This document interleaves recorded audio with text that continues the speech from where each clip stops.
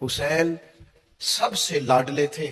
حسن کی بھی کیا بات ہے امام علی مقام کی، کیا بات، پر امام حسین سب کے لاڈلے تھے. لیکن جب امتحان دینے کی باری کربلا میں آئی تو اکیلے کھڑے تھے، نہ پشت پر نانا،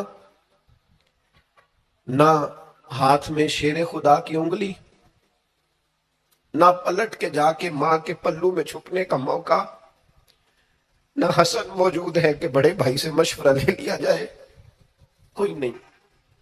یہ کون ہے اٹا ہوا غبار میں اٹا ہوا؟ یہ نبی کا نور عین ہے، یہ بالیقین حسین ہے اکیلے. اور باقی جتنے تھے وہ سارے چھوٹے تھے. وہ بڑا مشکل کام ہو جاتا ہے جب آپ سب سے بڑے ہو جائیں اور صرف آپ کو تسلی دینی ہے، صرف آپ کو دوسروں کو سنبھالنا ہے. وہ بڑا مشکل مرحلہ ہوتا ہے. لیکن امام حسین نے اس مشکل مرحلے کو اس طرح گزارا کہ وہ بڑے تھے نا.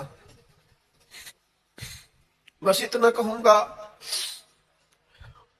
کہ حسین وہاں پر شکر کرتے تھے جہاں پر صبر مشکل تھا، وہاں پر شکر کرتے تھے جہاں پر صبر مشکل تھا. جہاں صبر مشکل سے ہوتا ہے وہ وہاں گردن جھکا کے کہتے تھے آمنا وصدقنا، ٹھیک ہے، دکھ قبول محمد بخشا، بس راضی رہن پیارے. آپ اس بات کو یاد رکھیں اور اس کو اچھی طرح سمجھ لیں کہ آپ جب تک مزاج مشقت کا نہیں بناتے، ایک کے بعد دوسری، دوسری کے بعد تیسری، تیسری کے بعد چوتھی مشقتیں راہ دیکھ رہی، اور جو مشقتوں کے عادی نہیں وہ پھر پچھلی صفوں میں ہے. جو مشقتوں کے عادی نہیں وہ پھر کسی صورت بھی نہ نام بنا سکتے ہیں نہ کام کر سکتے ہیں. جس کو آرام کرنا ہے، جس کو سکون سے سونا ہے، وہ منزل نہیں پا سکتا. آپ کو آگے بڑھنا ہے، آپ کو جد و جہد کرنی ہے، آپ کو کوشش کرنی ہے، آپ کو باہمت رہنا ہے. حضرت عمر سے کسی نے کہا تھا کہ میں آپ سے ملنا تو چاہتا تھا اور دوپہر کا ٹائم تھا، میں آیا نہیں، کہیں آپ سو نہ رہے ہوں. تو جناب عمر رو پڑے، فرمانے لگے سویا کرتا تھا کبھی، جب سے ابو بکر یہ چابیاں میرے ہاتھ میں دے گئے ہیں نا، تو دن کی بات کرتا ہے، میں رات کو نہیں سو پاتا، اٹھ اٹھ کے حضور کی امت کی خبر گیری کرتا ہوں. رت جگہ میرا نصیب بن گئے ہیں، آنکھوں کی نیند رخصت ہو گئی ہے، لہجوں میں آرام نکل گیا ہے. او بھائی، جب آپ کو جد و جہد کرنی ہے، جب آپ کو آگے بڑھنا ہے، ذہن بناؤ یار، طبیعت بناؤ، آگے بڑھنا ہے، مشقت کرنی ہے، نیند تھوڑی کم لینی ہے، زبان کے ذائقے مزے کے کھانے تھوڑے کم کرنے. ہم نے اپنی مرضی سے وہ لیٹے ہیں، وہ آرام کر رہے ہیں، اس سے تھوڑا اٹھ کر سوچنا. امام علی مقام کا پیغام یہ ہے کہ تو بڑا تب بنے گا جب تیری زندگی محنت والی، کوشش والی، جد و جہد والی ہوگی. اور پھر اس کے بعد کیا کرنا ہے؟ ایک کوشش کرنی ہے. اس کے بعد اگلا کام یہ ہے کہ جہاں رب رکھے نا وہاں رہنا بھی ہے، اس کی رضا پہ. جب آپ مسلمان ہوتے ہیں نا، کلمہ پڑھتے ہیں، تو ہم اعلان کرتے ہیں آج کے بعد فیصلے میرے نہیں چلیں گے، فیصلے اللہ کے چلیں گے.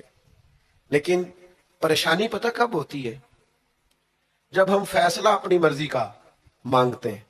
او بھائی، جب تو مالک کا غلام ہے، بندہ ہے، تو پھر دکھ کس چیز کا نام ہے؟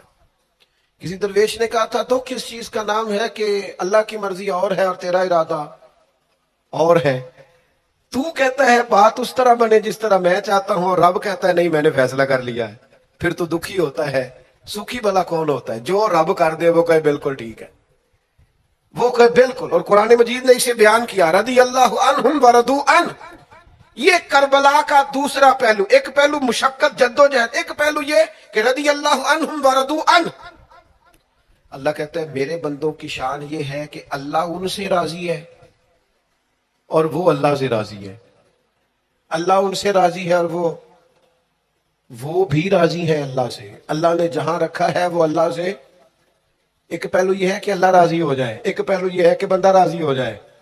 رب فرماتا ہے ذالک الفوز العظیم، وہ اللہ سے راضی، اللہ ان سے راضی. یہ بہت بڑی کامیابی ہے. امام محمد غزالی رحمت اللہ علیہ سے کسی نے کہا تھا زیادہ مشکل کیا ہے، اللہ کا راضی ہونا کہ بندے کا؟ تو امام صاحب فرمانے لگے رب تو مہربان ہی بڑا ہے، بڑی جلدی راضی ہو جاتا ہے۔ دو صرف آنسو بہائے سچی توبہ کے مالک راضی ہے، کسی غریب کی مدد کر دے اخلاص سے اللہ راضی ہے، اللہ تو جلدی راضی ہو جاتا ہے۔ مشکل یہ ہے کہ بندہ نہیں راضی ہوتا۔ یہ اس نے ہر روز ایک نئی امید لگائی ہوئی ہے، ہر روز اس کا نیا رنگ ہے، یہ راضی نہیں ہوتا۔ حضرت موسیٰ علیہ السلام نے اللہ کی بارگاہ میں عرض کی، مالک میری قوم یہ عرض کرتی ہے کہ تو بتا تو ہم سے کیسے راضی ہوگا۔ حضرت موسیٰ اپنی قوم کی عرض لے کر مالک کی بارگاہ میں کوہ طور پہ حاضر ہے۔ او یارو اسے دل کی تختی پہ لکھ لینا۔ عرض کی مالک میری قوم کہتی ہے رب کریم کے حضور عرض کریں کہ ہمیں بتائے ہمارا رب ہم سے کیسے راضی ہوگا۔ تو حضرت کلیم کہتے ہیں جب رب کی بارگاہ میں عرض کیا تو مالک نے فرمایا ان سے جا کے کہو وہ مجھ سے راضی ہو جائیں، بس وہ راضی ہو جائیں میں بھی ان سے راضی ہو جاؤں گا۔ حضرت سیدنا عبداللہ ابن عمر رضی اللہ تعالیٰ عنہ کا صاحبزادہ بڑا سخت علیل ہو گیا۔ بچے بیمار ہو جائے تو تکلیف بڑی ہوتی ہے انسان کی طبیعت کو۔ حضرت عبداللہ ابن عمر کے بیٹے بڑے سخت علیل ہو گئے۔ جناب عبداللہ ابن عمر بڑے پریشان ہیں، کبھی ادھر جاتے ہیں کبھی ادھر جاتے ہیں، اس حکیم کے پاس اس طبیب سخت پریشان۔ آپ کے دوست احباب دیکھتے کہ حضرت عبداللہ ابن عمر بڑے سخت آزمائش میں، بیٹے کا انتقال ہو گیا، صحت نہ ہو سکی، اللہ کا حکم آ گیا۔ اب یہ جو انتقال ہے یہ ظاہر ہے بیماری سے زیادہ مشکل کام ہے، بیٹا چلا ہی گیا ہے۔ لیکن وہ لوگ کہتے ہیں جب ہم بعد میں تعزیت کرنے کے لیے گئے تو جناب عبداللہ ابن عمر کو بڑا مطمئن دیکھا۔ تو ہم نے عرض کی کہ حضور اس وقت تو صرف بیمار تھا تو آپ زیادہ تسلی میں نہیں تھے اور اب آپ بڑے تسلی میں محسوس ہوتے ہیں، وجہ؟ تو فرمانے لگے جب تک میری ذمہ داری تھا نا میں پریشان تھا، اب خدا کے کرم اور رحمت کی جگہ پہ چلا گیا، اللہ کا فیصلہ آ گیا ہے اور میں سمجھا ہوں کہ میرا رب اسے اپنی بارگاہ میں بلانا چاہتا ہے، لہذا میں پورے طور پر مطمئن، اب میں اللہ کی رضا پہ پوری طور پر راضی ہوں۔ میرے عزیز جب تک یہ رضا حاصل نہیں، کیا لطیف انداز ہے۔ وہ ہمارے ایک بڑے زبردست رائٹر تھے صاحبزادہ خورشید احمد گیلانی مرحوم، ان کا ایک مضمون چھپا ایک دفعہ امت کا پہلا صوفی، تو وہ ٹائٹل دیکھ کر مجھے بڑی تجسس ہوا کہ کس کو، چونکہ ہم صوفیاء کی جماعت ہے، کس بزرگ کا تذکرہ کیا انہوں نے، امت کا سب سے پہلا صوفی۔ تو جب مضمون کھولا تو امت کا سب سے پہلا صوفی انہوں نے جناب صدیق اکبر کو قرار دیا، فرمایا یہ پہلے درویش ہیں اس امت کے، حضرت ابو بکر صدیق۔ حضرت ابو بکر صدیق علیل ہو گئے، بیمار ہو گئے، تو یہ دیکھیے ذرا ان کا انداز تصوف۔ یار دوست پتہ لینے گئے تو ایک روٹین ہوتی ہے نا، جب لوگ تیمارداری کرنے جاتے ہیں تو کہتے ہیں کسی ڈاکٹر کو دکھایا، سب لوگ آپ کے گرد بیٹھے ہیں، تو کہنے لگے ابو بکر طبیب کو دکھایا ہے؟ فرمانے لگے ہاں طبیب دیکھ گیا ہے، اور طبیب دیکھتا رہتا ہے۔ تو کہا پھر طبیب نے کیا کہا ہے؟ کہنے لگے طبیب نے کہا فعال لما یرید، طبیب نے کہا ہے بھئی جو میں چاہتا ہوں نا وہ میں کر دیا کرتا ہوں، جو میرا ارادہ ہوتا ہے پھر وہ میں کر دیتا ہوں، وہ طبیب مجھے کہہ گیا ہے، لہذا جو اس کا ارادہ ہونا ہے اس نے۔ اب وہ جو ارد گرد بیٹھے تھے وہ بھی تو صحابہ تھے نا، اس باریک بات کو فوراً سمجھ گئے، کہنے لگے اللہ تجھے جزا عطا کرے۔ او یارو تھوڑے دن اگر سکھ سے جینا چاہتے ہو تو ایک ہی علاج ہے، ایک مالک کی رضا میں راضی رہو، نہ سمجھ آئے تو پھر کربلا والے امام حسین کی طرف دیکھنا، وہ نانا کے کندھوں پہ تھے پھر بھی بڑے خوش تھے، وہ ماں کی گود میں تھے پھر بھی بڑے خوش تھے، شیر خدا کی باہوں میں تھے پھر بھی بڑے خوش تھے، حسن کے ساتھ سفر حج پہ تو بھی بڑے راضی تھے، اور جس دن رجب کے مہینے میں مدینہ چھوڑ رہے تھے تو اس دن بھی کہہ رہے تھے مالک میں تیری رضا پہ راضی ہوں۔ اور حسین ابن علی رضی اللہ تعالیٰ عنہ نے ہمیں یہ معیار دیا ہے، جس دن شبیہ مصطفیٰ علی اکبر ان کے گھر میں پیدا ہوئے تھے حسین اس دن بھی بڑے راضی تھے، اور جب اللہ اکبر کہہ کے زخم کھا کے جناب علی اکبر گھوڑے سے زمین پر تشریف لائے تھے اور جوان بیٹے کو سہارا دے کر انہیں اٹھانا پڑے تھا. حسین اس دن بھی رب کی رضا پہ بڑے راضی تھے. اور جب چھوٹا سا بیٹا ان کی گود میں اس کی سانسیں اکھڑ رہی تھیں تو امام علی مقام اس وقت بھی اپنے رب کی رضا پہ بڑے ہی راضی تھے. حد ہو گئی. جس گلے کو محبوب چومتے تھے اس وقت بھی حسین راضی تھے. اور جب اسی گلے پہ خنجر چل رہے تھے تو امام علی مقام نے یہ نہیں کہا کہ مالک میرا اتنا امتحان, آخر میرے مسئلے کب حل ہوں گے, میری مشکلات کب حل ہوں گی, آخر کس وقت, یہ نہیں فرمایا, بلکہ یہ سارا کچھ سہ کے دونوں ہاتھ زمین پہ بچھا کے سجدہ شکر ادا کر کے کہا مالک جہاں تو رکھے حسین وہاں راضی ہے. اتنا شکوہ ہے ہماری زندگی. آپ یقین کریں ان باتوں کی بھی دوست دعا کرانے آ جاتے ہیں جہاں دل کرتا ہے کہ انہیں سمجھائیں کہ یار نہ کہیں تو ٹھہرنا اپنے رب کی رضا پہ. یار دیکھو چھوٹی بات نہیں. حضرت انس بن مالک کہتے ہیں 10 سال میں نے نبی پاک کے گھر میں نوکری کی ہے. 10 سال 10 سال. 1 سال کے بعد لوگ اکتا جاتے ہیں, سارا پتہ چل جاتا ہے. اس کے بعد وہ چاہتے نہیں رہتی, بندہ پرانا ہو جاتا ہے. اکرام احترام اللہ ماشاءاللہ وہ نہیں رہتا. فرماتے ہیں 10 سال حضور کے گھر میں نوکری کی, پورے 10 سال ایک دفعہ بھی رسول پاک نے اوف نہیں کہا. فرماتے ہیں ایسا نہیں کہ کبھی کوئی ایسی بات نہیں ہوئی جس سے حضور ناراض ہو. کئی دفعہ ایسے موقع آئے, حضور نے کسی کام سے بھیجا, میں جا کے بچوں کے ساتھ کھیلنے لگا, محبوب آئے, میں ڈر گیا, لیکن حضور نے کچھ بھی نہیں کہا, مسکرا کے فرمایا تمہیں کام بھیجا تھا کر کے کیوں نہیں آئے. او یار آپ ٹھہرے تو صحیح, استقامت تو ہو. ذرا ذرا سی بات پہ بلبلا اٹھنا, تڑپ جانا, ہر چیز سے الجھ جانا, یہ بندہ مومن کی شان نہیں. طاقتور زندگی گزارو, طاقتور. ایک تو یہ کہ مشقت کرنی, دوسرا اللہ کی رضا پہ راضی رہنا, اور تیسری بات یہ سوچیں کبھی ذاتی قسم کی نہیں بنانی, سوچیں ملی قسم کی, قومی آفاقی سوچیں.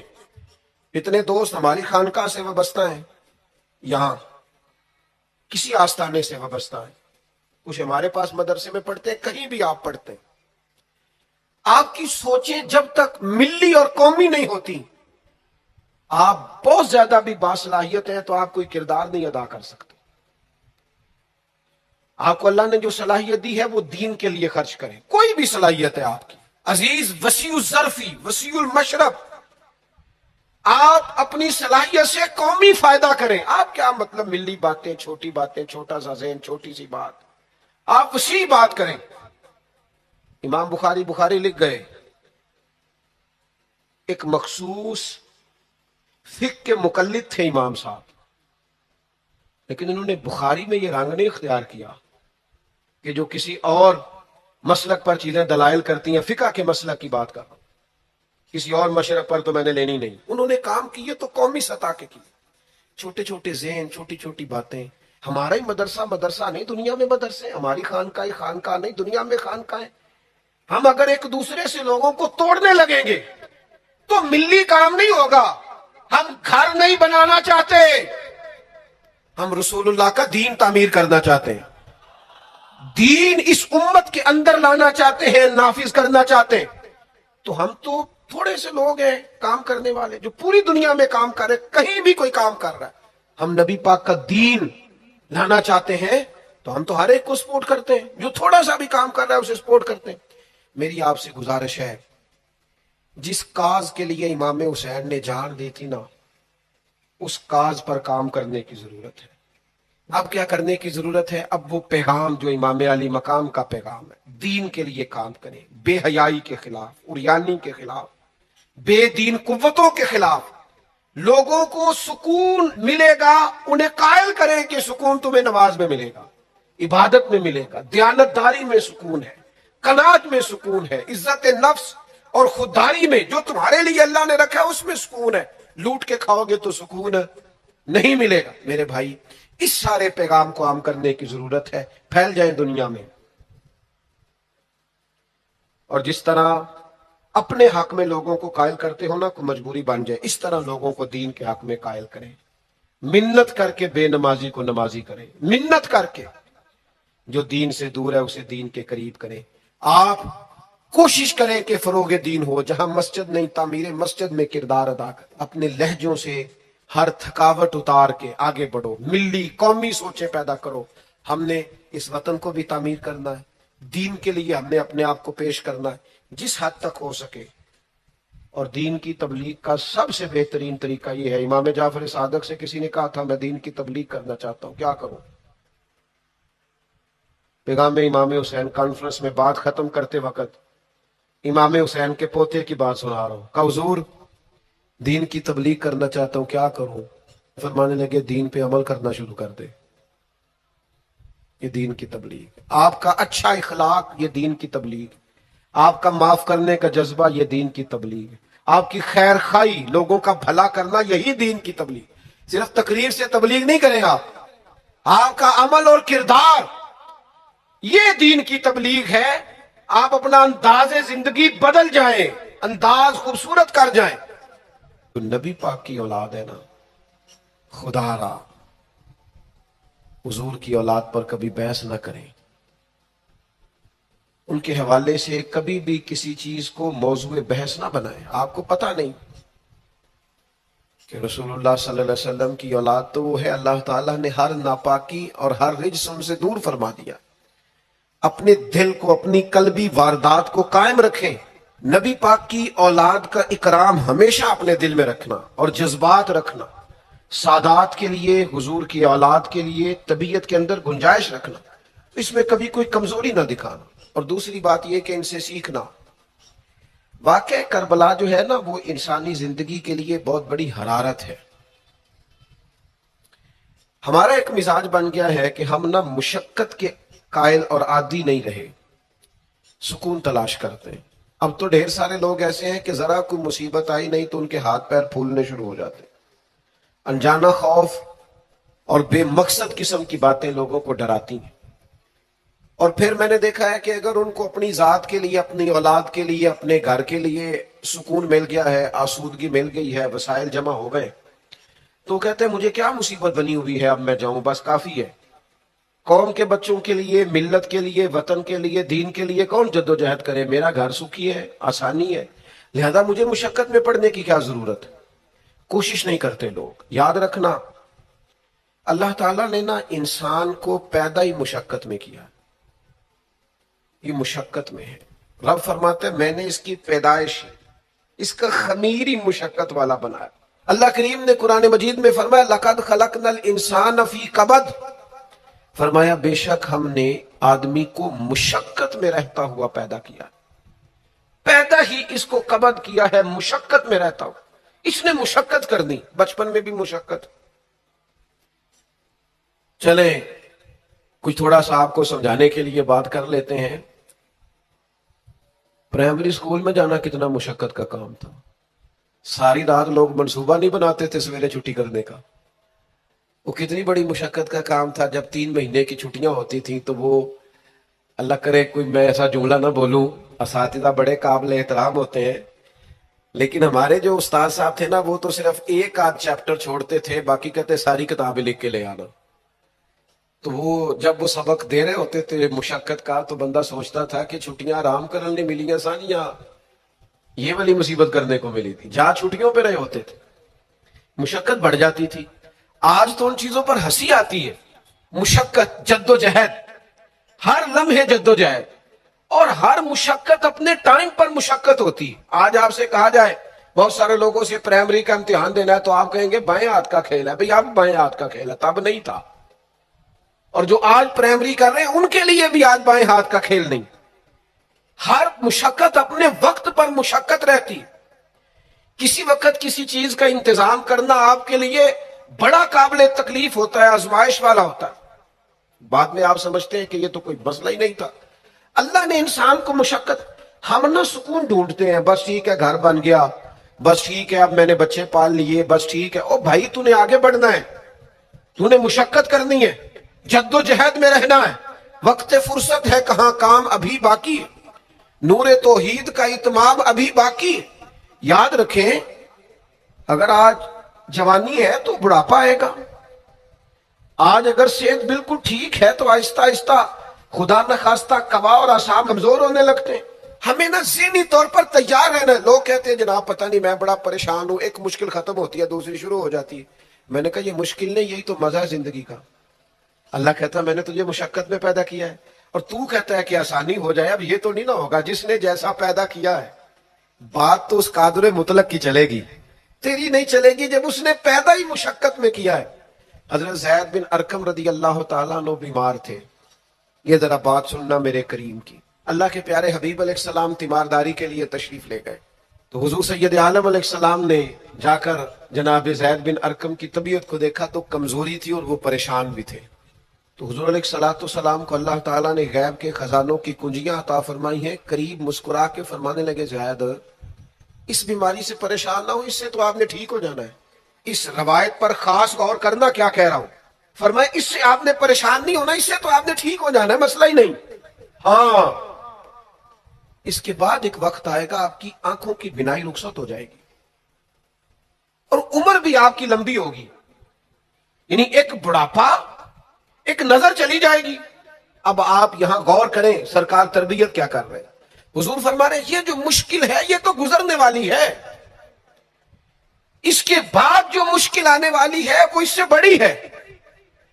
فرمایا زید اس کے بعد آپ کی بینائی چلی جائے گی اور عمر بھی لمبی ہوگی, تو بتائیے اس وقت کیا کریں گے.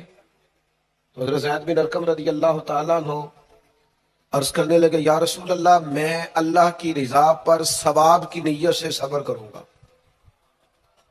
مانا کیا ہے, دکھ قبول محمد بخشا راضی رہن پیارے. ٹھیک ہے اگر بینائی جائے گی اور بڑھاپا آئے گا تو قبول کریں گے, رب کی رضا کے لیے ثواب کی نیت سے صبر کریں گے. ایسے بھی کبھی دنیا میں میدان لگتے ہوں گے کہ بیماری آئے گی, بتایا جا رہا ہے اور پوچھا جا رہا ہے کہ تو کیا کرے گا, تو بتا رہے یا رسول اللہ صبر کروں گا, تو نتیجہ بھی وہیں بیان ہو رہا ہے. یعنی سارا سودا نقد و نقد. اسی وقت ہتھیلی پہ سرسوں جم رہی ہے. حضور نے فرمایا کیا کرو گے, یا رسول اللہ صبر کروں گا اللہ کی رضا کے لیے ثواب کی نیت سے. تو حضور فرمانے لگے اگر تو صبر کرے گا تو پھر نتیجہ سن, اللہ تجھ سے حساب نہیں لے گا, بغیر حساب ہی جنت عطا کر دے گا. تو میرے بھائی ایک مشکل سے آپ گزر گئے, اب آپ کو اگلی مشکل کے لیے تیار رہنا ہے. بدر ہو گیا, مارکہ بدر ہو گیا, بہت بڑی کامیابی سمیٹ کے مسلمان لوٹ آئے, پورے کفر پر دھاک بیٹھ گئی, بڑے بڑے موٹے کافر سارے بدر میں مارے گئے. ابو جہل مارا گیا, عتبہ عتیبہ مارے گئے, چوٹی کے کافر مارے گئے. تو کیا اس کے بعد پھر معاملہ ختم ہو گیا؟ اتنی بڑی فتح سمیٹ کر مسلمان آئے, لیکن تھوڑے ہی عرصے کے بعد احد میں جانا پڑا. بھئی آپ تو فتح یاب ہو گئے, کامران ہو گئے, اور اس وقت 313 تھے, اب تو 1000 تعداد ہو گئی. لیکن اس کے بعد جو مشکل آئی اس سے بڑی آئی.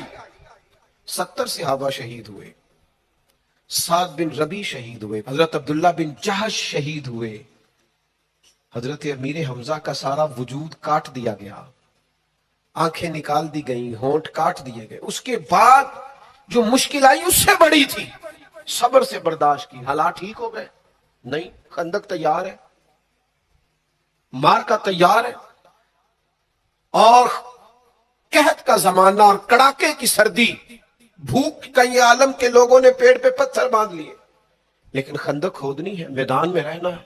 یہ معاملہ ختم ہوا تو کیا بات دب گئی؟ عمرے کے لیے گئے تو انہوں نے حدیبیہ میں روک لیا. اب کیا یہاں معاملہ رکا؟ نہیں. پھر فتح مکہ کی باری آئی, پھر تبوک. میرے رسول پاک علیہ الصلوۃ والسلام نے پوری دنیا پر اسلام کا جھنڈا لہرا دیا. کہاں کہاں تک اسلامی سلطنت پہنچ گئی. جناب عمر کے زمانے میں وہ قادسیہ کے علاقے, روم, ایران, تو کیا قربانیاں ختم ہو گئیں؟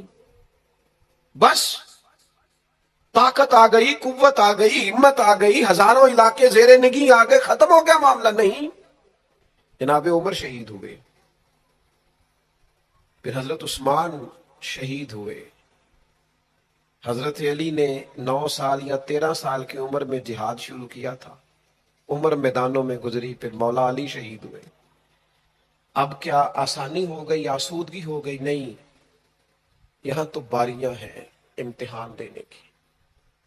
امام حسن کی باری آئی تو زہر دے دیا گیا، انتڑیاں کٹ کٹ کے گرنے لگیں، اور حسن ابن علی کا جب جنازہ اٹھا تو سب سے زیادہ رو رو کے پلو سید عائشہ صدیقہ کا بھیگ گیا، اور جو سب سے زیادہ ستاتا تھا مروان، وہ بھی ایک نکر میں کھڑا ہو کے رونے لگا۔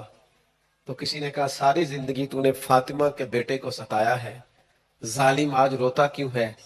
کہنے لگا میری مخالفت اپنے جگہ پر، جو اٹھ کے جا رہا ہے وہ رسول پاک کا مکمل نمونہ تھا، اس میں کوئی شک نہیں کہ صبر، رضا، استقامت، حسن عمل، حسن کردار، اخلاق عظیم یہ ختم تھے۔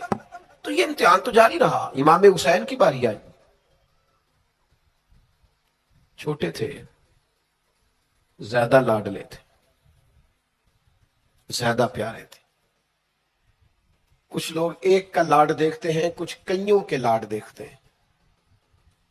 نانا کا بھی لاڈ دیکھا، اور والدہ کا بھی دیکھا، والد کا بھی دیکھا، بہنوں کا بھی دیکھا، بڑے بھائی کا بھی دیکھا۔